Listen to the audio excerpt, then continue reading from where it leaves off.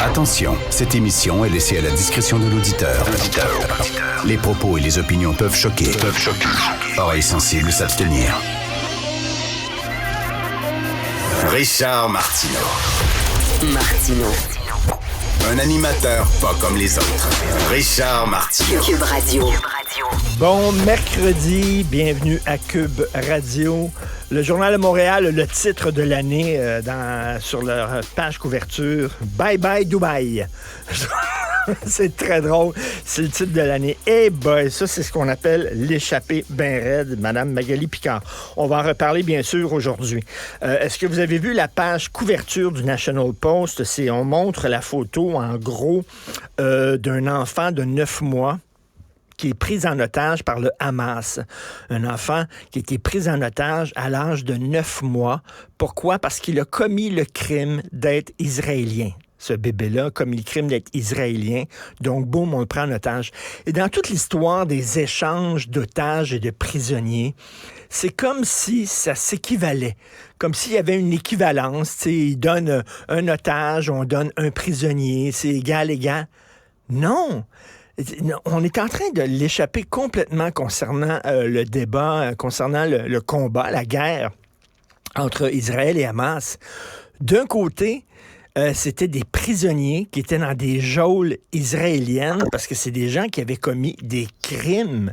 C'est des gens, il y avait une femme, par exemple, qui avait poignardé un Israélien. C'est des gens qui avaient commis des crimes, des attentats terroristes, et on les a arrêtés parce qu'ils voulaient tuer des gens.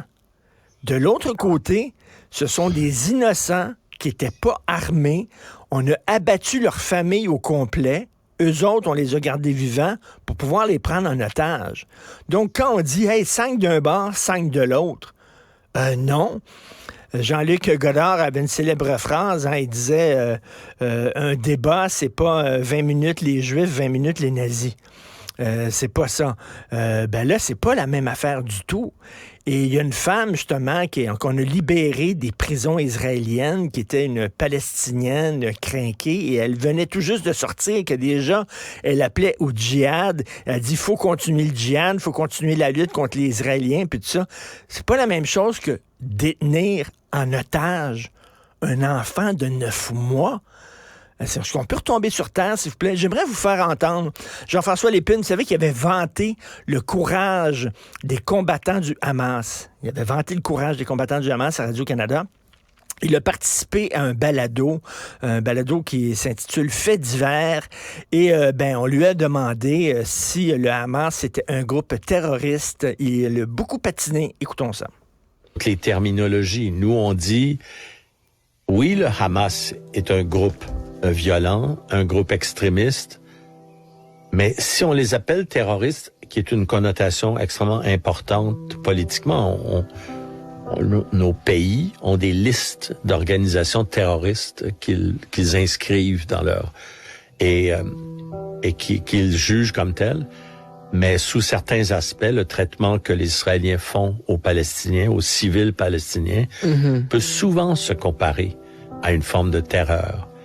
Alors, on dit, si on le fait, on les appelle tous les deux des terroristes, israéliens et palestiniens extrémistes. Et c'est pas juste de toute façon. C'est pas un terme précis, c'est un terme politique. Moi, j'ai ben de la misère avec ça, en disant, oui, ils sont terroristes tous les deux. Je m'excuse, le régime de Netanyahou, on peut le critiquer. C'était quelqu'un qui était élu démocratiquement.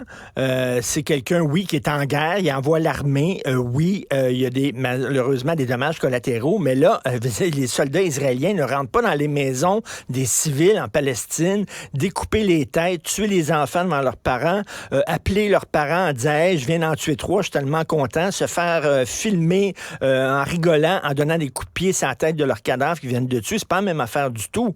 Et je m'excuse, là, mais emprisonner quelqu'un parce qu'il a commis des crimes contre ton peuple et prendre en otage des enfants.